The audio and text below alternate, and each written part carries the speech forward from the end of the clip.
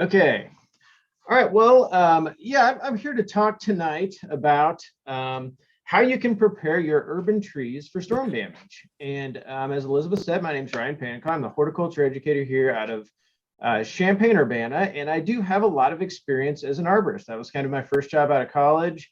I've been active in tree care in one way or another for all of my career, my professional career. So it's just really the area of plants. I'm a plant lover at heart, but it's the area of the plant kingdom that I'm most interested in are trees and woody plants and how we take care of those. So tonight, as Elizabeth kind of described at the start, I'll kind of go through some of the things that we should think about in preparing our trees for any storms that might come up, whether that's the winter storm that's approaching or just the typical windstorms we get in a given year. So in a nutshell, here's really kind of a list of the things that you can do to prepare.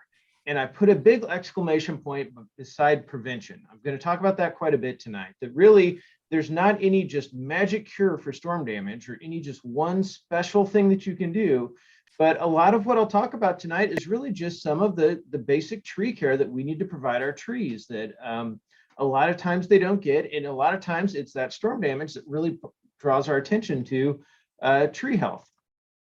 So, providing that regular tree care, inspecting your tree regularly, looking at it closely for some of these issues that we'll talk about tonight, addressing those defects, and I'll kind of define tree defects a little bit later.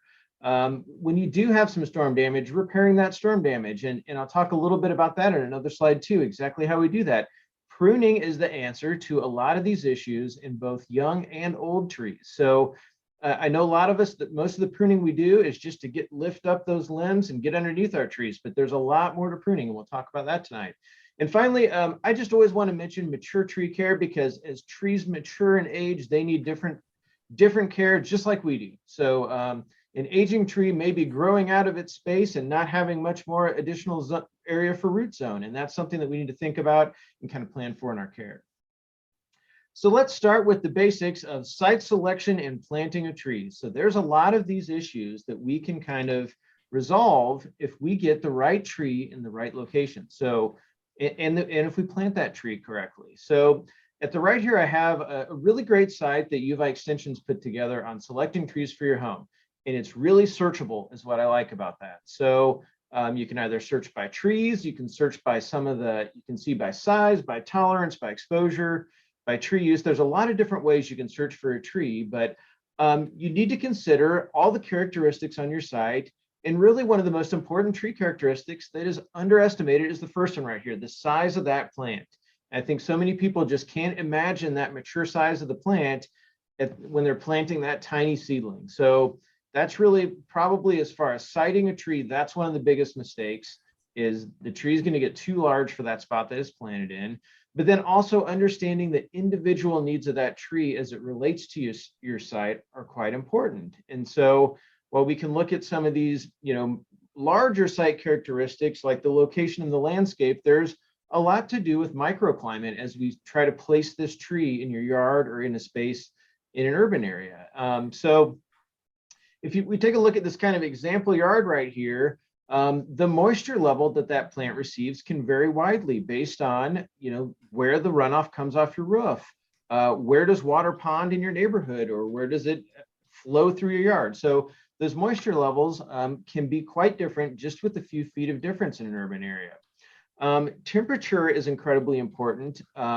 When we think about all the concrete surfaces that absorb that heat overnight in the summertime and throughout the winter and slowly release it over the evening. So that all that heat, all that concrete and impervious surface and those big heat sinks like concrete in urban areas change that microclimate. They add some warmth and moisture or some warmth in temperature and exposure to more temperature. The light levels that are present are important when we think about, in this case, morning sun versus afternoon sun. That can make the difference for certain plants, for certain trees, certain shrubs. In central Illinois, where I'm at, the central part of the state, wind exposure is a big issue. And there's certain trees that we know are especially sensitive to wind exposure. Some of those are our evergreens. So the conifers and evergreens that have leaves on them right now. If they're exposed to wind in the wintertime, they can get incredibly stressed.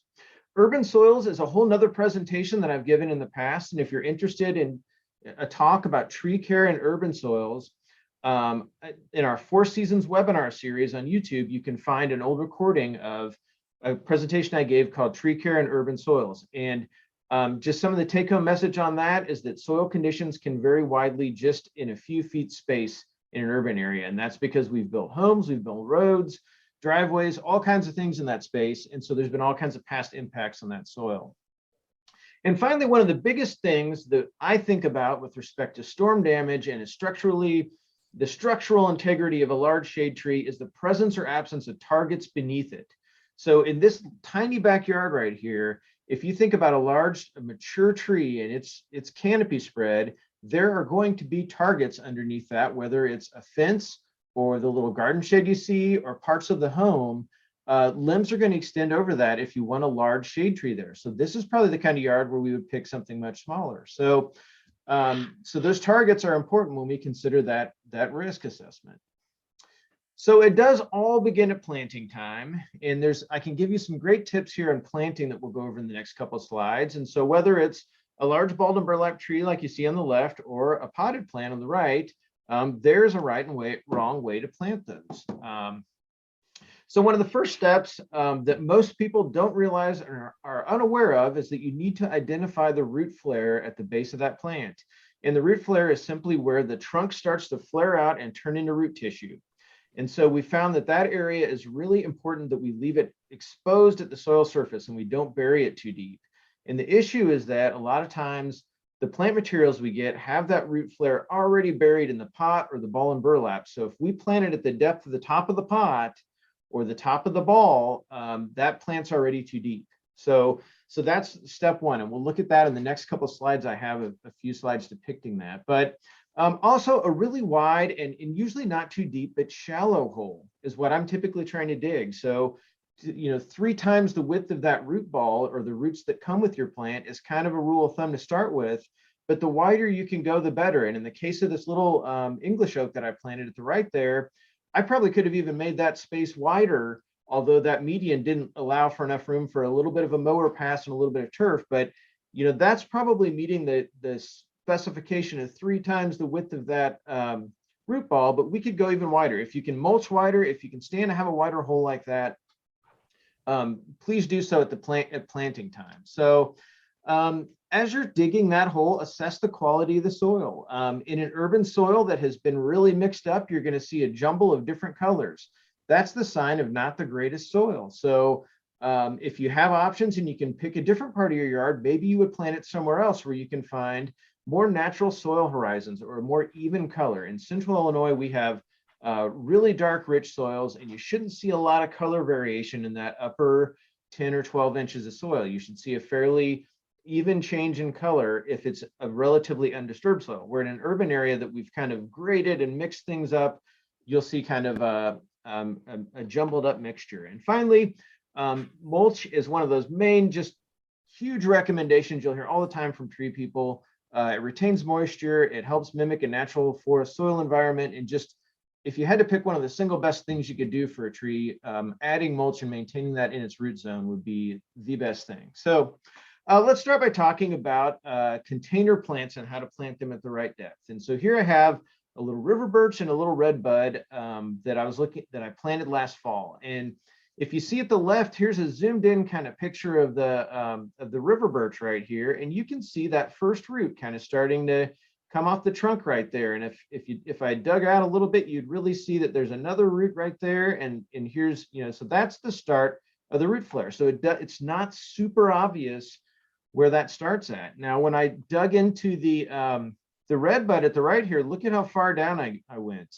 That's quite a bit of distance down. And the next slide, I'll show kind of that depth where, our first root's right here on the river birch, and there was another root on this side we kind of can't see. It was just about at the top of the pot. So that's kind of a rarity in a lot of these potted plants where, the red bud, you can see on the trunk here how deep it was. That's about the soil line. So it's quite a ways down in there before I found that. So I need to account for that when I dig my planting hole. So this next slide here kind of shows those measurements on the side of the pot. And this is really the first step, because if I dig my hole too deep, I've already kind of started off with too deep of a hole. I'm going to have to throw some fill back in the bottom, and then I'm going to plant this plant on top of loose fill that'll settle over time. And that's when you can have a tree kind of start to lean or some other issues. So I really do kind of want to have that tree planted on firm soil for the most part underneath it. And I don't want to dig my hole any deeper than I have to do that. So you can see there's quite a bit of depth on the red bud that we would need to account for. So plan your hole accordingly that way. And I show kind of a measuring tape that this is kind of how I've estimated that if you start to dig your planting hole and you can lay something across the top of the hole and line it up at that same spot on the tape, that's a great way to kind of like a shovel handle laid across the top of the hole, and then measure down with a measuring tape is a great way to kind of estimate that distance.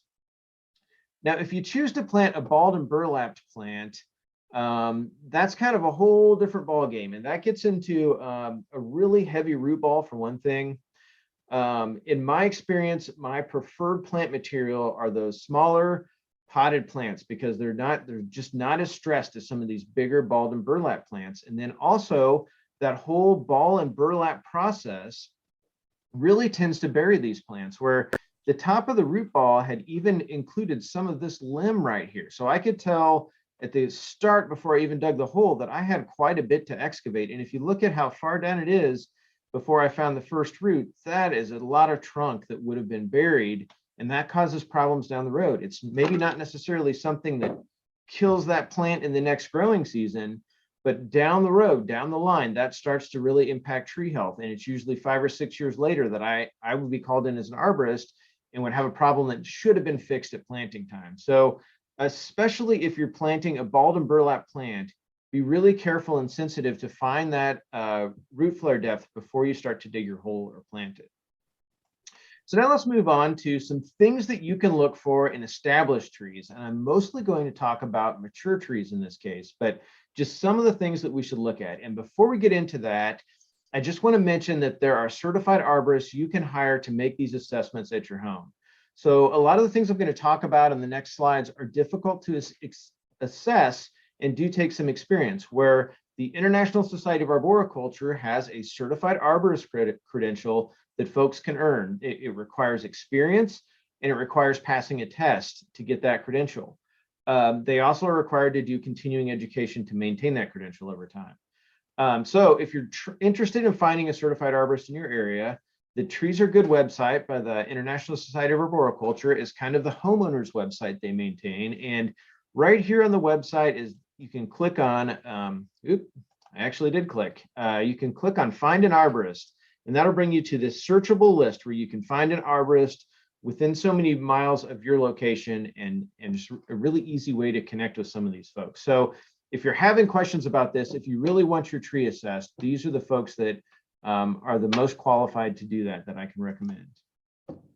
All right, so let's talk about deadwood. And that seems really obvious to a lot of people. Oh, it's dead limbs up in my tree. And there's a lot of times that they are very obvious, but there's also times that they go unnoticed for long periods of time. And some of those limbs, if they're very sizable, they can be a pretty significant damage for falling and striking a person. And it doesn't take a very large diameter of limb to really cause some injury. So when we think about those limbs falling and contacting a human, it doesn't take a very large limb. And we think about those limbs going through a roof, probably takes a little larger of a limb, but it's something that we need to assess in the canopy of our trees. And so the location of that deadwood in the canopy is pretty important.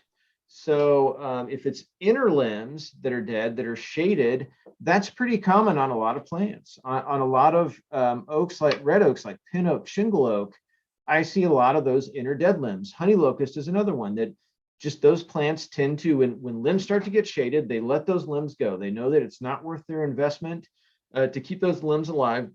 They aren't gaining enough from those. So species matters in that case. I don't worry as much about some of those dead inner limbs on a pin oak as I do on other plants. Also, if it's the tips, if it's the growing tips at the top of your tree that you can see some dead on, that is a major, major problem. The growing tips, the tallest points of that plant, should be healthy and thriving and growing and putting on leaves every year. So that's a sign of a tree that's a mature tree that's struggling, is the tips start to die back first, in the case where it's really suffering health-wise. So that's something we can use that sometimes takes a little bit of assessment and looking around the canopy during the growing season to find.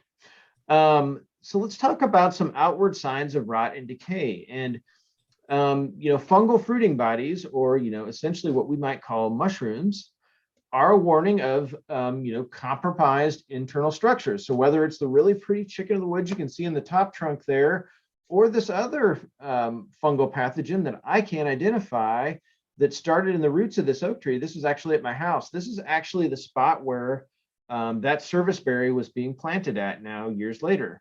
But when we moved in, this tree was there, and right here you can see a little bit of sign of decay, but it wasn't until these fruiting bodies came up in the first summer we lived there that I really started to assess this and look at it. From the other side of the plant, you wouldn't see any damage whatsoever. It looks totally normal. So these fruiting bodies are a sign that there's already a lot of this fungal organism inside that plant and causing decay. And so the actual fruiting body that we see on the surface it's just that, it's the fruiting body, and there's a lot of what's called mycelium or roots. If you want to think about it, it's kind of like the roots of the fungi that are already into that wood. In this case, the root zone. In this case, the trunk that this fungus is actively decaying. So that is a really big sign that we have a structural not safe tree from a structural standpoint. So I say once 40% of the structure is lost, a tree is in danger of failure. How you assess that's really difficult, and to do that on this tree was really difficult until I actually cut the tree down. I really had a hard time assessing how much of this rot had progressed, and honestly, at the end, it was not as bad as I thought. But what you can't see is the upper part of this plant, and my house is right over here. So all those limbs, most of the canopy was over the top of my house, really close to the roof, and hadn't been pruned well over the years. So that was some of the reasons why we decided to remove that plant, and it was really difficult to make that decision. But I finally mentioned like splits and cracks and lightning scars. So if you've ever seen a really vertical crack that comes down a tree trunk, or a wound that's really vertical, a lot of times that's a sign of an old lightning scar. And while a trunk can sometimes heal over that and leave a little bit of a lump there, that's a sign of some of these, that can be the start of some of this rot and decay. That's a sign of, a structural defect right there. So pay attention to those kind of vertical lines, and a crack or a rib that develops up and down that trunk or how we see that happen often. So the root zone of the tree is something that we don't always think about in the scope that we should think about. And so for a mature established tree, those roots are typically 3 to 5 times the spread of the canopy. And that's without a road or a sidewalk or something restricting that root zone. So if you think about a tree in terms of in nature, it would probably have 3 to 5 times the width of its canopy in root spread. And your tree doesn't have that far to spread out. That's when a mature tree starts to get in trouble, when its root system has filled all of your yard, and the only thing there is a road or a driveway or something that it can't really grow and flourish under. That's when those mature trees start to get in trouble, when they can't expand enough roots to support their top growth. So, so we really need to think about that root zone that is there in urban areas. How are we taking care of that? What's happening in it? Sometimes half that root zone is on another property that we don't have control of if it's close to our neighbor's property. So, what's happening in that root zone? Is there soil compaction going on? Is there construction? A lot of these things impact those roots even far away from the actual trunk of the tree. So we've talked about the root flare. On a mature tree, that's even more important that we see a root flare, because if we don't see a root flare, we can have what's called a girdling root right here. And this root gets compressed against the trunk and restricts the flow of sap, of water and nutrients up and down the plant. So that's really bad in the long run. Sometimes these are buried if this tree was planted too deep, which probably is the case, which is why these roots even develop up above where the root flare is, because roots can actually fuse together, but roots and trunk tissue are not able to. And so the root compresses the trunk tissue and again, kind of strangles the tree. So if we keep that root flare up and exposed at the soil surface, we don't ever have the roots don't have the ability to develop around the trunk like they do when they're planted too deep. So anyway, that's kind of, so one of the things that I'm inspecting on a tree is that it has a nice root flare at the base. So it's not planted too deep. We can see that nice kind of flaring out as the trunk transitions into the roots. Leaf size and color can actually tell us a lot about a plant. And here's kind of a list of all the things that either too small or not correctly colored leaves. You know, often we see in a stressed plant, very yellow colored leaves can indicate a lot of these problems. I have a picture at the top here of catalpa, which is one of our native trees. And those are the beautiful flowers of catalpa. They usually happen around June or so. Just one of our most beautiful flowering displays. But catalpa leaves typically have this kind of yellowish tint. And that's a very healthy catalpa right on the edge of my property line. That those leaves to me aren't that perfect green color. And especially in full sunlight, when you look at the whole canopy, you can see that catalpa next to the cottonwood and, you know, other plants that are right around it looks a little more yellow. So there's a little bit of interpretation that goes into interpreting that correct color for each tree. But smaller leaves can really be an indication of struggling tree health, or as you see in the picture at the bottom here, early fall color, where this poor little red maple, look at all the other red maples that are in a direct line behind it that are all green. This was in, I don't know, probably around the early September, late August, and this plant was in full fall color. So that told me right away, I had to stop and pull over and check out this tree that I saw. That's here in Champaign-Urbana. And one of the things I noticed was really small leaves. One of the things I noticed was this massive damage to the trunk from probably a mower or something moving around the base of the trunk that's bumped it and caused that wound to open up. So there's a lot of other things we could critique about this plant. It doesn't have much of a mulch ring to help it out. It's probably planted in a really compacted soil right there by the road and sidewalk and things. I doubt much was done to relieve soil compaction, but that smaller leaf size or that early fall color, so a change in color out of season, are big indicators that that plant's suffering or that there's some that it's stressed for one reason or another.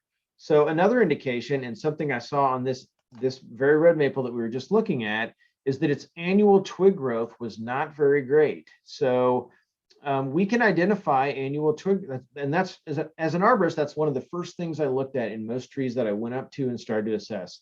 How much twig growth did he get last year? Now, being experienced with different tree species, I can make an estimate for about how much twig growth a red maple should have, where I know for most folks, maybe you can't assess exactly how much twig growth it should have had, but what you can compare is multiple years of twig growth. And that's what this slide kind of shows. This is not the same red maple, but a different red maple that I got a twig from.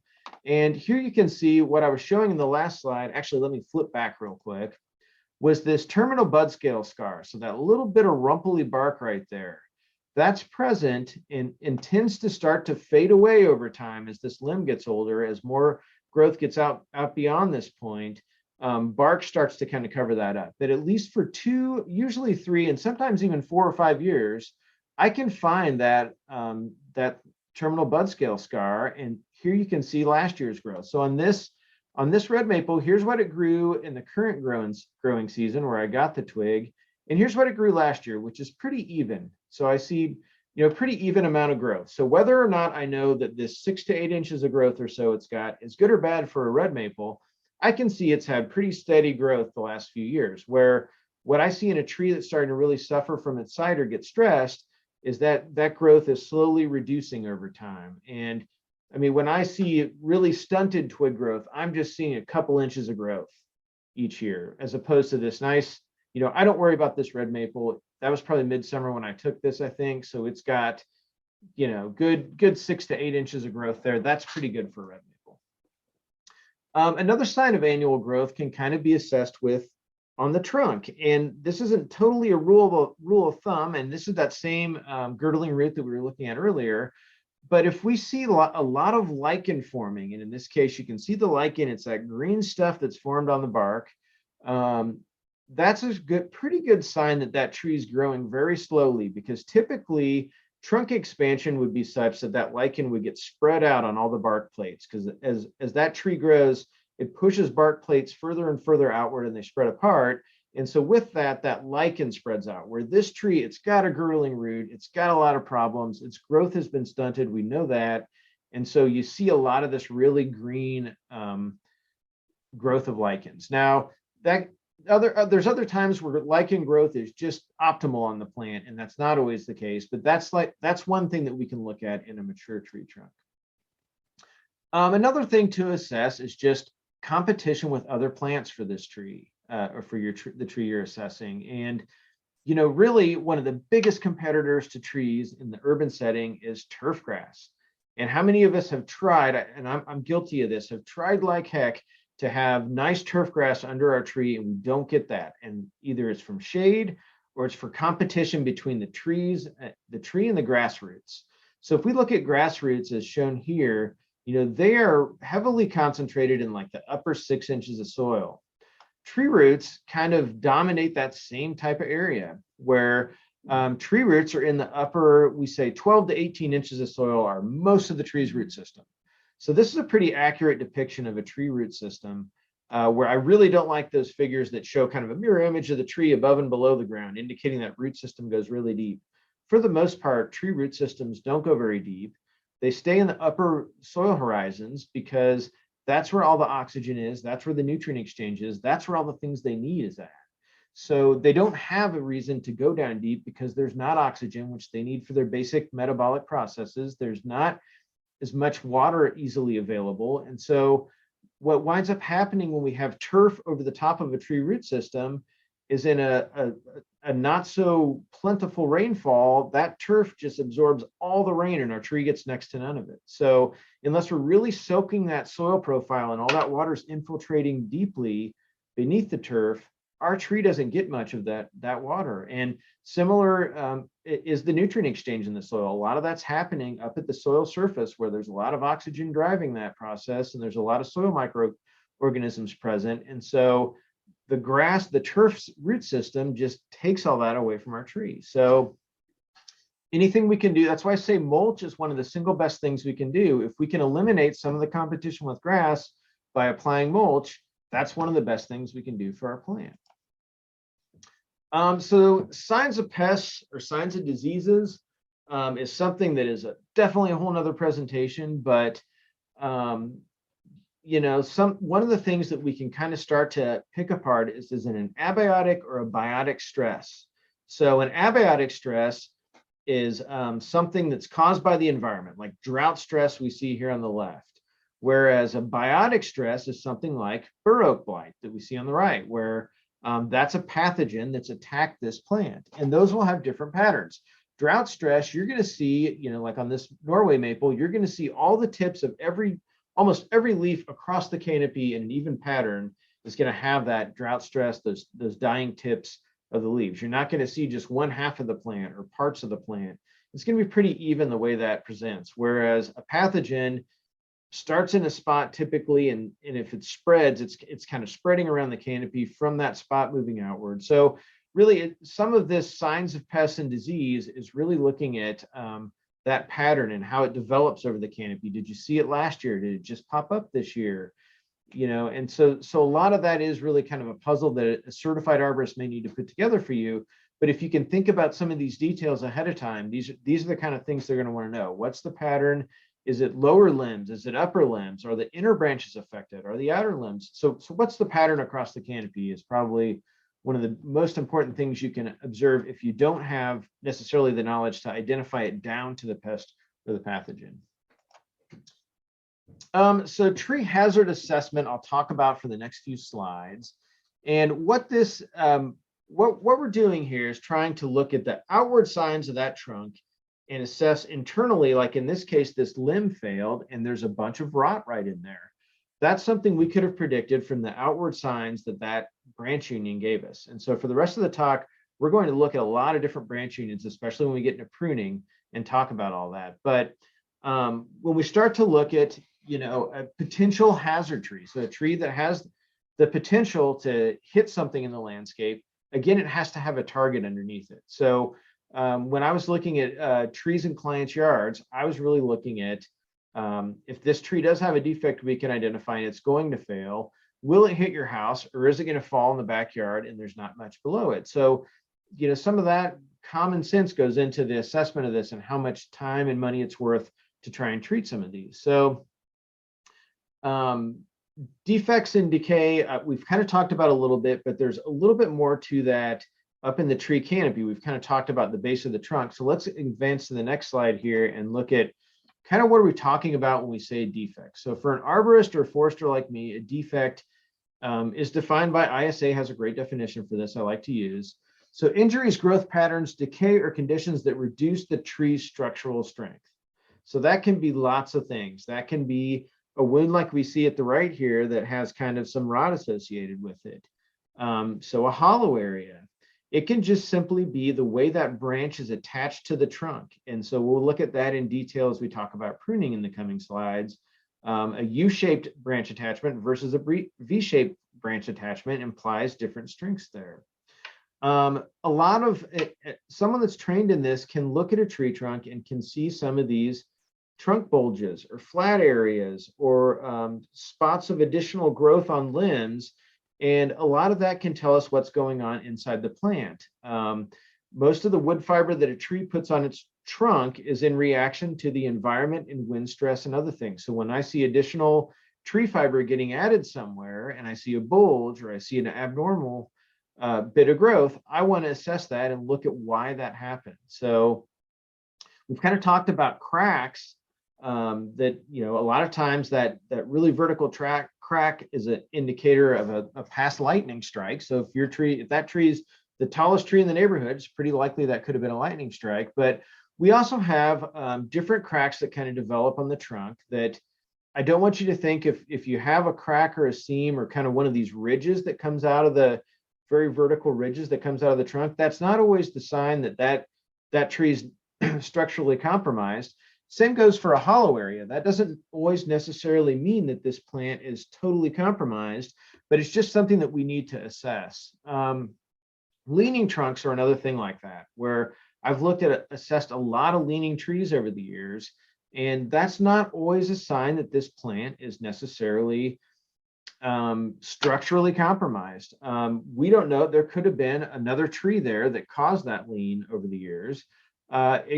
In the worst case, where it is structurally compromised, the root system shifted in some and started that plant to lean. So I'm usually looking at a straight lean versus a corrected lean, meaning that plant that had a root system that just shifted, the tree's really leaning in a really straight orientation, where a tree that kind of naturally developed that has curved back and started to straighten itself. So I'm usually looking at whether that tree started to straighten up or not if I'm looking at the whole canopy. And then I'm assessing around the trunk, do I see signs of a root system that's starting to heave?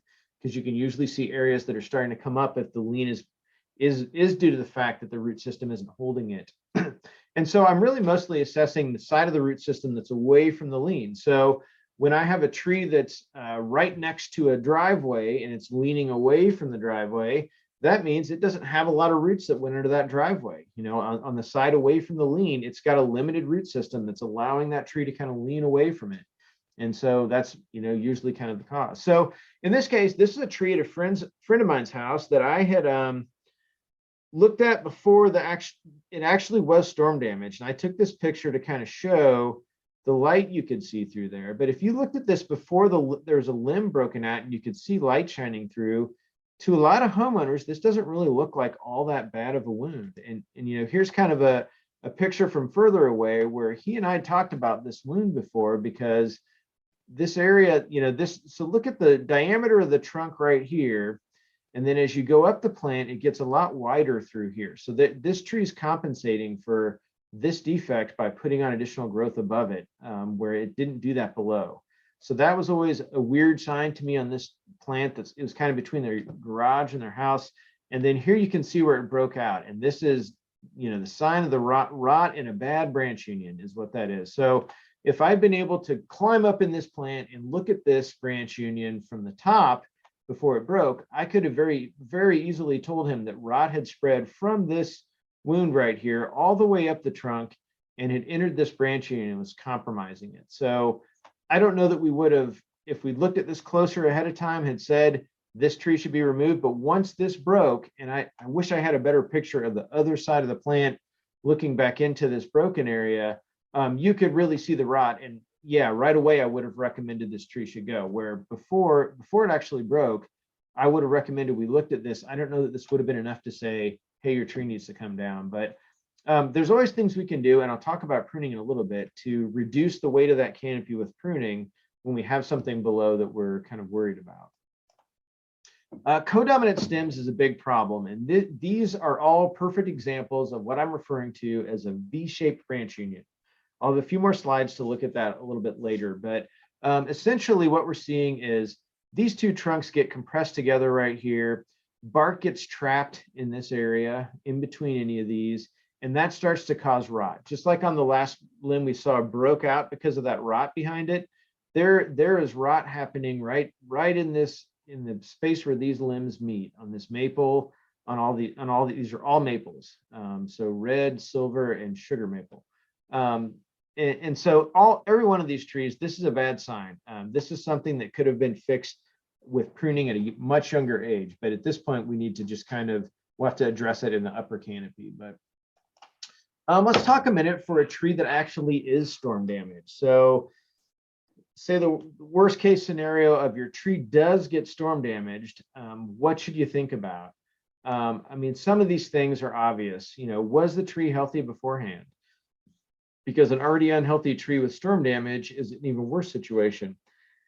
Are the limbs that broke that major that they've ruined the canopy? So do we have 2/3 of that crown left intact? Because if we've lost more than about 1/3 of that canopy, that's where I start to really look at things hard to say, I don't know if there's enough of your tree left to support itself, to support the growth that it needs, the photosynthesis that it needs to support its root system and everything else that it has going on.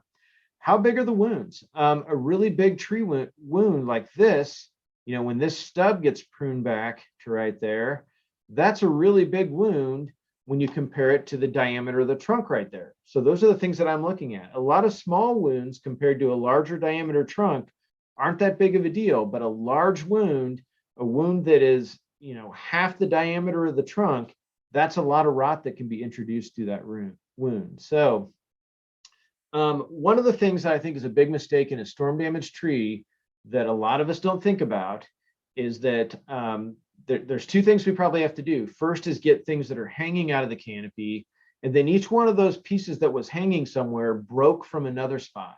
And every one of those stubs, the stubs that are left off, like this big thing, this really needs to have a proper pruning cut made right there, which is going to be a difficult cut with this piece of bark hanging down. And we'll look at these kind of pruning cuts in detail in a minute.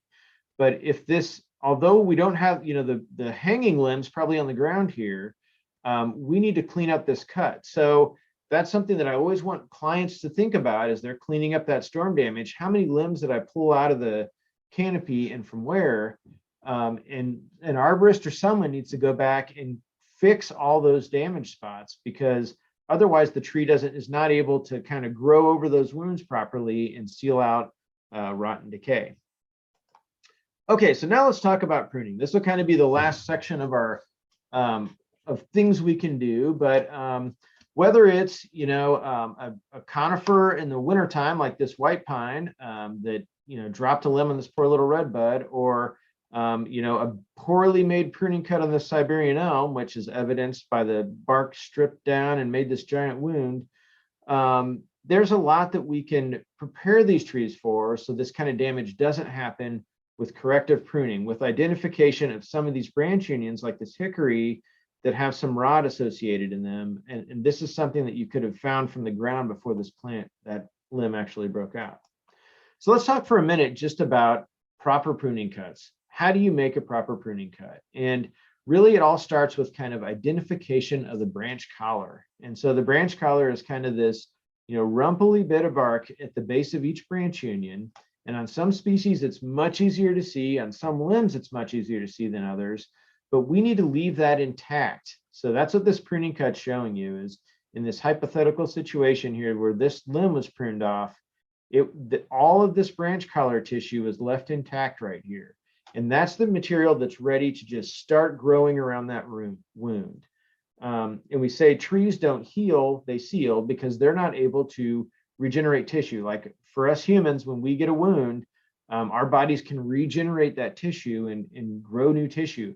Trees just grow around and encase that tissue, the damaged area. So all of that damaged area is subject to rot and decay from all the pathogens that are in the environment that naturally do that. So we need to do everything we can with each pruning cut, with each stub that we prune off after storm damage, to give that tree the best chance to grow over that quickly and seal everything out.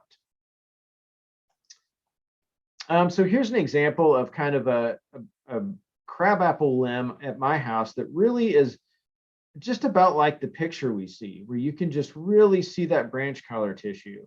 So where we would make the proper cut on this limb would be just right there. And I know a lot of people don't think about, would naturally make that cut really flush, right along the limb. It seems, I'm telling you guys not to leave stubs. So it almost feels like you're leaving a little bit of a stub when you leave this branch collar tissue. But essentially, if we cut it right here, we've cut off a lot of this, meristematic tissue, or tissue that's ready to start growing. We've cut it off, and the plant's going to have to kind of redevelop that tissue and readjust. So we really want the proper cut to be on the green line there. So here's an example of, an ash tree. So look at how different the branch collar tissue looks here than that crabapple. Ash trees have a little bit thicker of bark, a little bit blockier of bark. So it's not as easy to see as a really thin barked crabapple. But, here's kind of the branch collar region. And here's kind of the proper cut where I've left a lot of the branch collar. Now this, unfortunately, was an ash tree that was dying from emerald ash borer, and I cut down. So I was able to actually take this same cut and make it incorrectly. So you can kind of see the difference, where really a lot of folks that are making pruning cuts feel like this is the best cut they should make to make that nice and clean, cut off. But that's what I would refer to as a flush cut. And we've removed all this tissue right here that's red, that was, the tree put there to be ready to do this. I mean, it's ready to grow over that wound. So like I said earlier, a pruning cut doesn't seal over, it doesn't heal over, it seals over. So all of that depends on how well you identify that branch collar and make your cut. And even as an arborist that's done this for years, sometimes my cut doesn't line up perfectly, because it's, there's a lot of things that have to happen here. You have to identify the branch collar, then you have to use your tool to move through the limb correctly at the exact angle that you want. That's difficult as well, even for experienced people. So over time, as you can observe those wounds, you can have kind of an assessment of how well you did or didn't leave that branch collar, where I feel like this is a freshly made cut. That was a really well done cut. That's on a tree on campus that they left that branch collar tissue. We can see it all right there. This is a little red maple I pruned at a family member's house that I've been able to watch this wound over several years. That's growing nicely. We have nice, even development of this callus tissue. That's what we call. So that's the stuff that the branch collar initiates growth of as soon as we make the cutoff. So that was nicely done. That was a perfect cut. Whereas this cut probably missed a little bit, so probably on this side, a little bit of that branch collar tissue was removed. So we have a lot more growth right here, where if the branch collar tissue was all left intact, the entire callus would be about this width. It would all have about the same width. I think in this case, this defect right here, this crack, this bit of rot may have impacted some of this growth, just because this area is compromised a little bit. So that could be some of what's going on here, where this is a sugar maple at my house that I didn't quite hit the branch collar right. You can see how thin it is over here and how much thicker it is over here, indicating I got a little bit into the branch collar over here. So I didn't line this cut up perfectly, and it's not healing that well. So it's not healing evenly. So just to give you a little bit more of a picture of how, trees handle rot and decay. And this is kind of the model of how trees handle rot and decay that we call CODID, compartmentalization of rot and decay in trees. Is kind of the idea that Alex Shigo in the 50s through the 70s really identified this with research. He's kind of like the father of this idea, where there's different strengths of different walls that start to block off the rot and decay when this wound happens. So one of the first walls that happens is this wall 1 that they're talking about here, and that stops spread from going upwards into the tree. And we know that's one of the weakest walls that can wall off and kind of compartmentalize and divide this rot. That explains a lot of the tree trunks that we see that are kind of hollow up the center. A tree doesn't care as much of that. It puts more energy into protecting against this lateral movement. So, these are kind of cross sections of the trunk that are cut out of here. If we were to look at these moving up the tree, where we can see this big area of rot, that's what it looks like right about here where this wound was made, just above it. So we have a lot of rot. As you move up further in the plant, it gets smaller. So this wall 3 right here, and wall 4, which wall 4 is actually what grows over the wound, they're a lot stronger than wall 1. So this just kind of illustrates how that rot spreads, and that a tree doesn't want to let that rot spread around its diameter. It'll allow it to spread up and down, but it tries to really compartmentalize that at the point of the wound. So that's why it's so important for us to make these pruning cuts correctly, so we don't start to send this rot back up the limb. If our pruning wound stays open too long, we can actually spread this up and down the limb, which reduces some of its structural strength. So here's back to that red maple. We saw this picture about 2 years post-cut, and by year 3, look at that. It's almost all the way sealed over. So that's really phenomenal growth. That was a really well done cut right there that is kind of sealing over nicely. So that's kind of what a sealed over pruning wound looks like. In the case of these plants, this tulip poplar, we have this little stub left, and this really wasn't from pruning. This was just probably from an intershade limb that died, or for whatever reason fell off. But this stub, you can see this callus tissue starting to form around it. And that really illustrates what has to happen here when this stub is left. This callus tissue is going to have to grow all the way out and around this, and that takes a lot of energy. In the meantime, this rot is spreading up and down this limb and can be a future cause of some of that structural weakness that could break out in a storm. I love this picture from Southern Illinois. This is just a white oak that was near a trailhead in the Shawnee National Forest. So nobody's really done any pruning on this plant, but each one of these spots is a place where a limb broke out. And just like this this would look like that many years from now, where you have this big knob that's kind of grown over that broken out limb. So I would guess this maybe had some storm damage through this area, or a lot of limbs came off or were broke. And now we have these weird spots where all the tree has miraculously grown over and sealed in all of those wounds. But I would really bet strongly that if we opened up this trunk and we could see the inside, there's a lot of rot development in there that happened before it could seal over. So we've talked about this a little bit, U-shaped versus V-shaped limbs. So here's kind of our notorious V-shaped limb with this included bark, is what we call it, that starts to cause rot and decay, where a more U-shaped limb, so just a more open branch union, doesn't have that bark trapped right here and doesn't start to have decay forming on the top side of the limb. So as we're pruning, as we're making different pruning choices, we can start to prune out some of these V-shaped limbs in favor of more U-shaped limbs. So as an arborist, that was constantly what I was doing up in a plant, as I was pruning and trying to maybe thin the whole canopy and just remove some of the limbs throughout the canopy. I was trying to cut out all of these V-shaped limbs if I could.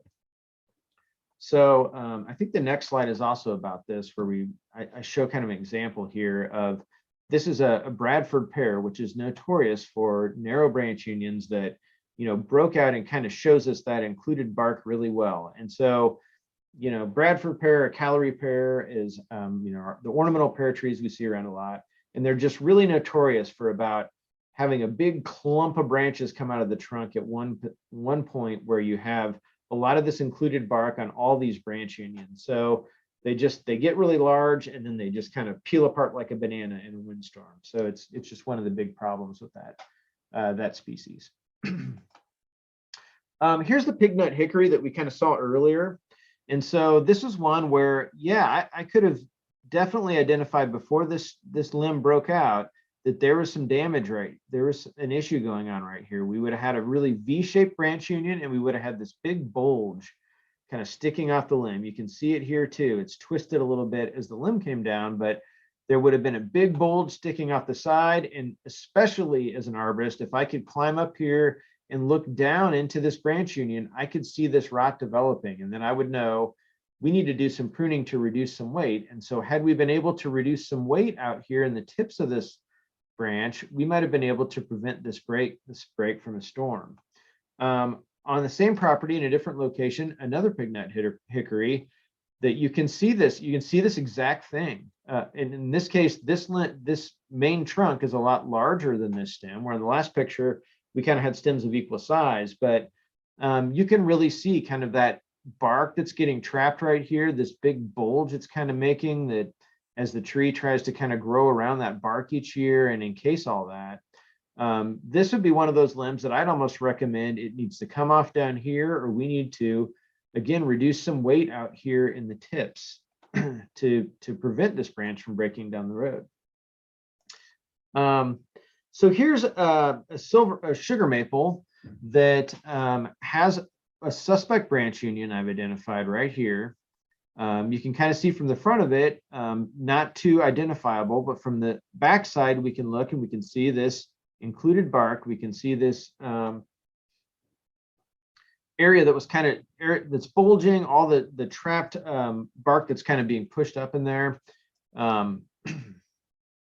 And so what I would probably recommend, if we take a little further look back at this plant, here's that branch union that we're seeing here in this picture, and it's from the other side of the plant. But this stem right here goes up into the canopy right here, and it kind of, just spreads out into the rest of the plant right in here. So again, pruning cuts up in the tip of this limb, or if we go back, let's go back a couple steps to this example of this hickory.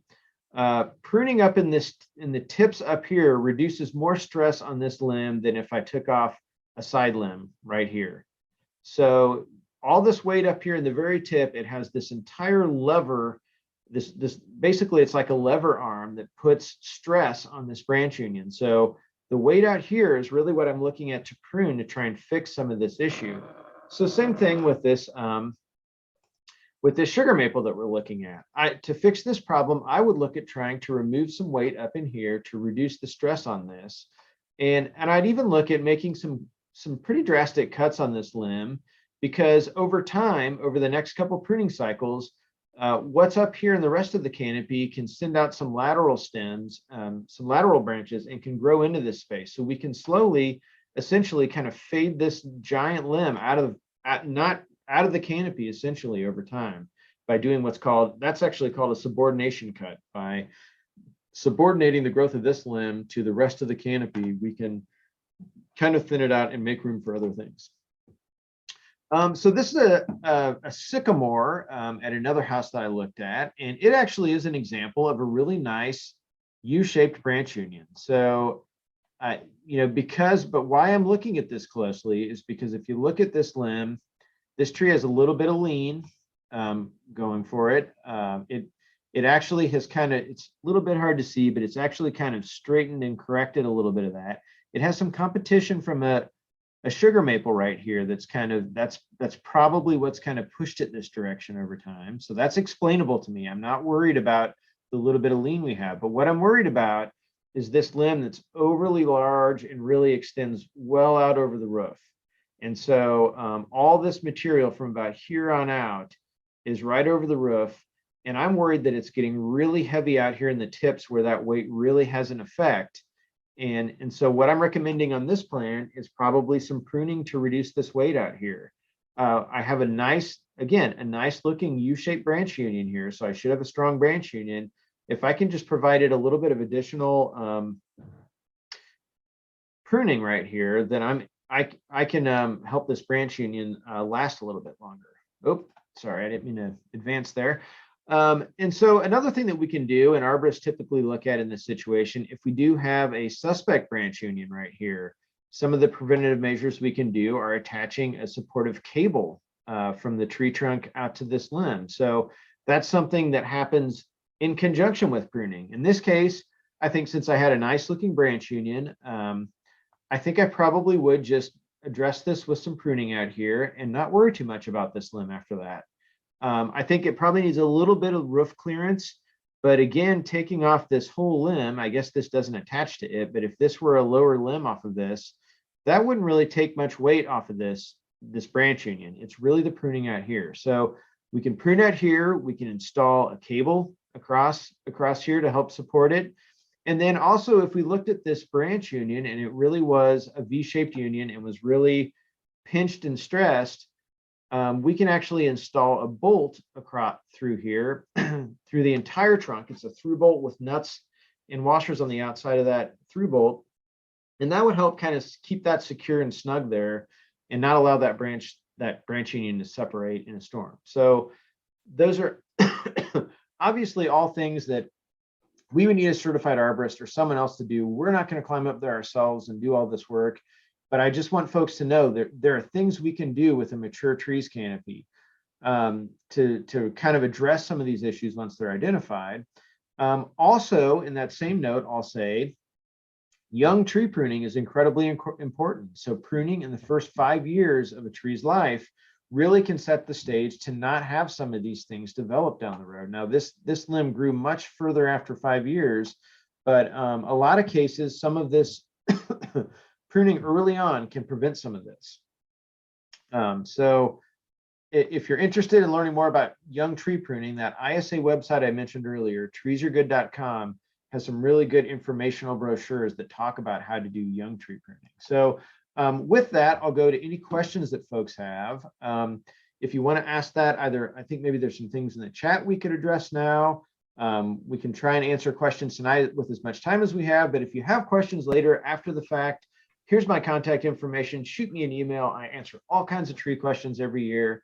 My phone number is listed there. If you're interested in tree topics, in gardening topics, in just plant information that's specific to Central Illinois, I write the Garden Scoop blog. Each week I post a blog at my blog site there. Check it out. You'll see there's a lot of tree stuff in there along with other things. So with that, why don't we take a look at the chat? Thank you very much indeed, Ryan. And I've been going through the chat, so I'll ask you the questions. Okay, thanks. And so let's go back to the beginning. When you were talking about root flares and where you exactly plant the tree, how deep you plant it. And Matt wants to know, how do you assess a root flare? Is it differently when you're looking at a tree that normally buttresses, such as, for example, the bald cypress?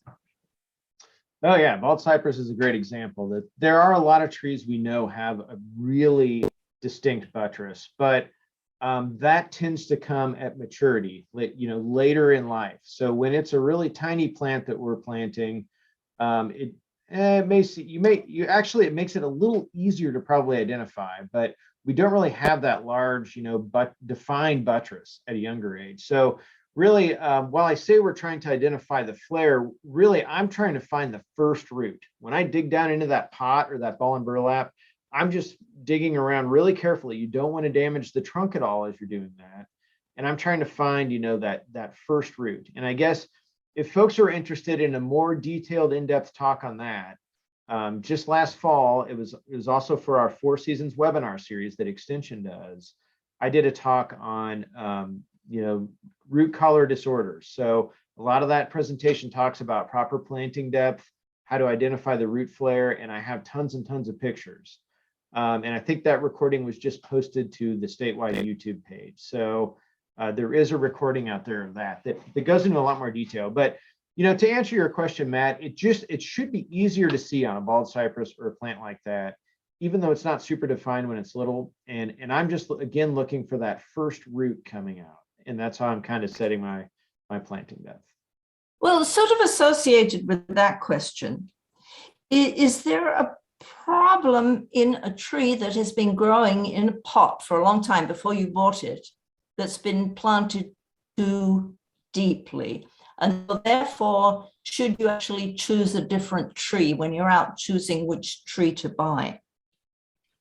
I think a tree that's been in a pot too long, It reminds me a lot of a mature tree that, I talked about earlier, how the urban area often has limited rooting space for a mature tree.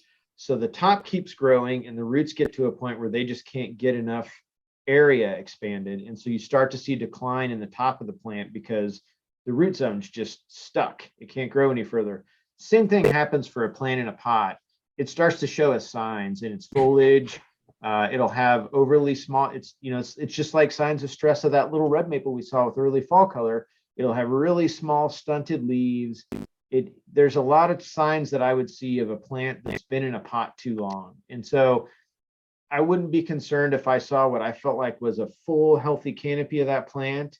One thing I've seen that happens is people snip off all the little dead tips to make it look better. And if it's been in a pot for a little too long, so you may want to look for a lot of little, pruning cuts on the tips that maybe are hiding some of those dead limbs that were there. But I hope that kind of answers the question. I think you would see signs of that plant if it's been in the pot too long. That's a very good point. Laura was thinking about what you had to say about not planting grass underneath the tree that would compete with the tree roots for oxygen and water, etc. And she wondered about native grasses because those have so much deeper roots. Would they compete in a different way or actually not compete so very much? Probably not so much. And when I'm talking about turf grass, I'm talking about cool season sod forming grasses. So that's what we plant in all of our yards. And there's very few that are even native. So those are mostly non-native cool season grasses that form a sod, a thick stand. Whereas a lot of our native grasses are clump forming. If you think of big blue stem, it's in a prairie, there's a clump of big blue stem here, there's a clump here. It's not this solid continuous sod. And you're right, it's very much a deeper root system that goes downward, and as opposed to this dense network of sod and roots. So yeah, native things planted underneath the tree, that's good. They should not compete with the plant the same as a blanket of turf grass. So that's what I'm talking about, is a blanket of turf grass. So the same thing goes with even non-native shade plants like hostas. You can see some daffodils in this picture. A lot of these other plants that don't form that dense, like sod, kind of network of roots are fine to plant under trees, and they don't compete. I don't worry about a hosta garden under a tree. I don't worry about a shade garden of natives that are adapted to shade, because none of those plants have that.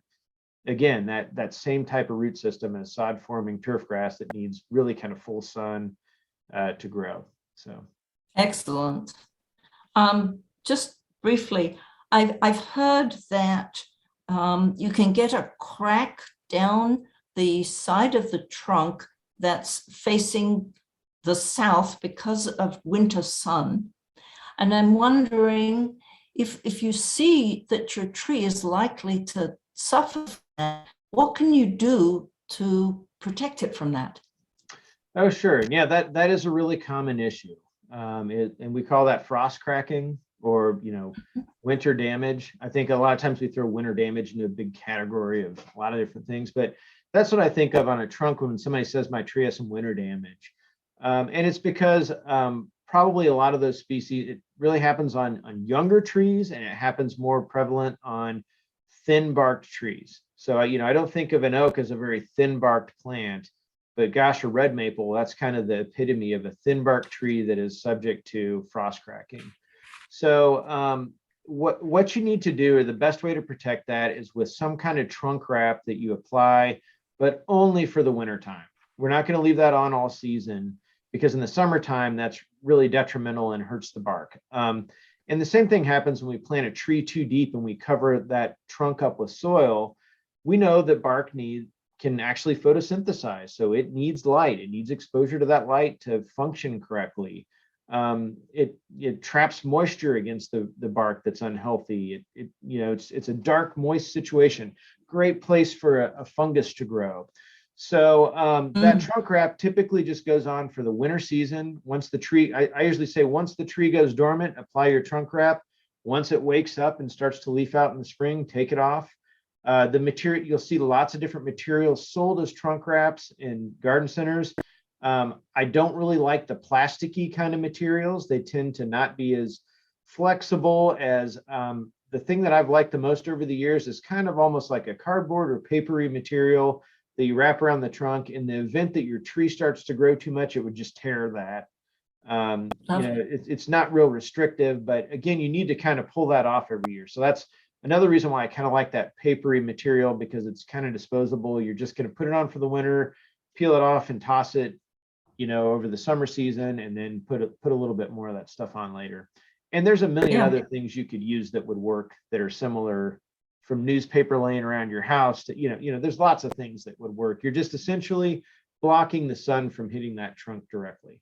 That's all I need to do. Okay, here's another question that someone had a young tree that split way up and down the trunk. And part of that split actually went all the way into the heartwood. And the trunk has started to try to heal itself. Is it any use waiting, or should they just give up on that tree and buy a new one? It's still a small tree. I've seen really young trees that maintain their growth and vigor, so the ability to vigorously grow out of that kind of thing if they're healthy enough and they're doing well. So, if it was in my yard, I like that kind of experiment. I'd probably try and keep it. I'd probably pick, if they were two evenly sized limbs, I'd probably pick one to kind of prune the tips out of a little bit in favor of the other side, so I can get a nice central leader going, because that's a really important aspect of young tree pruning for a shade tree that we want to develop this nice canopy structure. We really only want one central leader. And by a central leader, I mean that tip top limb that's at the very tip top of the plant and is leading its growth upward.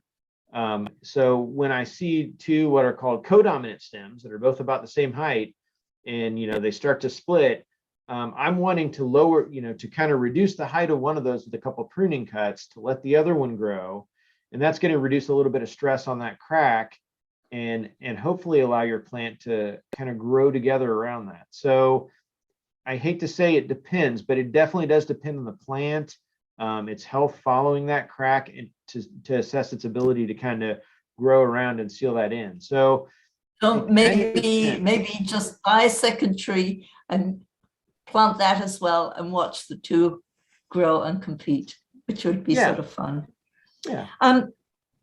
You talked a lot about having to cut out a either second leader or major branch that was in the way, and it wasn't clear. Do you always have to take that branch down to where it comes from the main trunk, or if you're only cutting it part way, can you cut it across horizontally, or do you always have to do it at an angle? Because if you're cutting it part way, there is no collar.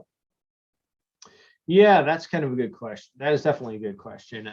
When we're making pruning cuts around the canopy, and I guess I didn't cover this real well in any of my slides, every single one of those cuts needs to be at a branch union. And so, yeah, if we make a cut just kind of in the middle of a limb somewhere and it's not at a branch union, that's very true. The branch collar tissue is not present there, and that plant's going to have to grow that tissue and then grow over that wound. In the meantime, it's going to send out a lot of adventitious branches, little sprouts that grow really quickly. That's just a tree's response to that kind of cut. And that's what we would call a topping cut, is a cut that's made. So I think a lot of us have probably heard of the term of topping trees. That's an old pruning practice that we now know does not work. But to this day, there's people out there that are doing that. So that's essentially a topping cut. So yeah, we want all of our branch cuts, or all of our pruning cuts, to be at a branch union. And when I was looking at these kind of limbs that they're towards the end that I was going to prune, I wasn't necessarily going to take those all the way back to the trunk. I was just trying to show examples of how to take weight out of the tips. And so all of those cuts that I made out in the tips would be at a branch union, or in the case of very much smaller limbs, like pencil size or smaller, you could actually cut right at a bud do the same kind of thing. But yeah, we would never want to cut like in the middle of just a branch indiscriminately. Okay, thank you. Some confusion. Why is it that people are still planting Callery pear when it's got all these problems? That could be a whole nother presentation, Elizabeth. But yeah, Callery pear is it's become invasive in recent years, where that's another problem where it's invading natural areas, crowding out native plants.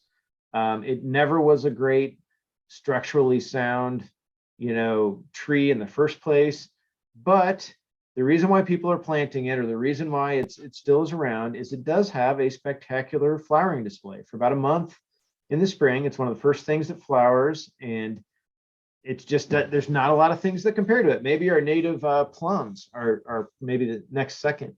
So I think that's why it's stuck around. Its ornamental value is what it came here for, why it was bred for that, and there's too many people that are propagating it and growing it in nurseries that as long as we as consumers keep buying it, and I know maybe everybody in this call is in the know and hasn't bought one, we're creating that demand for it. And so the industry just keeps growing that plant, and it needs to be really just phased out. And I remember, oh gosh, over 20 years ago in undergrad, one of my professors predicting Callery pear is going to be the next monoculture. So a monoculture is where we plant all of just the same plant.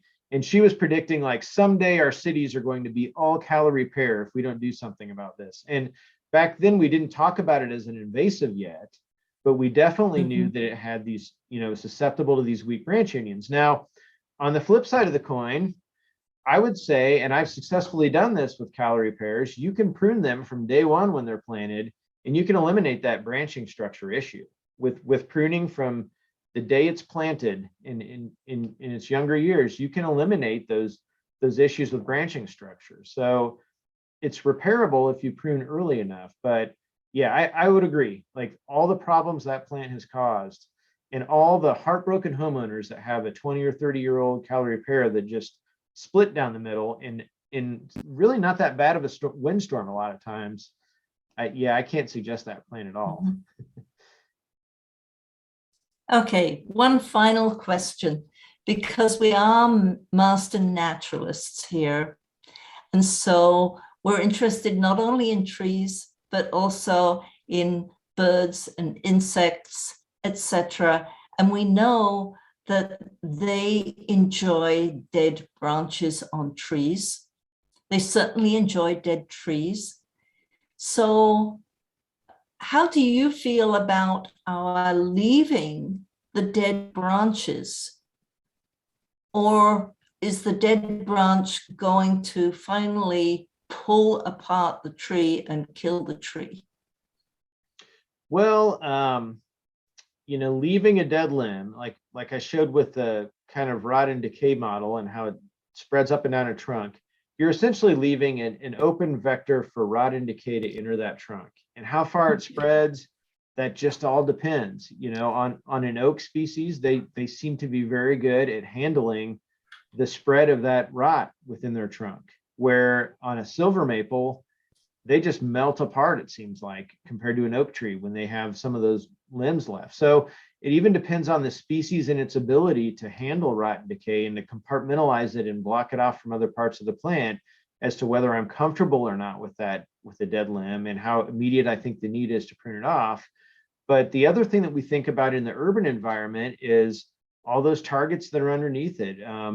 Is that dead limb going to fall and hit a car parked under it? In those cases, yeah, it's really important that probably comes out if we're parking cars under it, if we have a house under it, if there's a kid's playground under it. But in nature, that's very true that, those dead trees out in the forest are an integral part of that ecosystem. And that's actually something as a forester that I help folks manage for. Is there's an equation for that, for so many size dead trees per acre of this size class versus this size class versus large dead trees. And to optimize your woodland for wildlife, you might actually go create dead trees out there to meet that kind of perfect balance we see. So So yeah, in a woodland, it's a totally different story. We don't have targets out there. It's the woods, you know. So yeah, there's definitely a high value to those rotting dead trees or dead limbs in a woodland, that it's just in an urban space, we sometimes don't have we're not willing to accept the risk that rot might introduce. So we're looking to usually prune those off a little sooner. Okay. Well, Ryan, thank you so much for a very interesting talk, and look forward to the next time you're going to tell us something new about trees again. Well, thanks so much for having me. It was a lot of fun.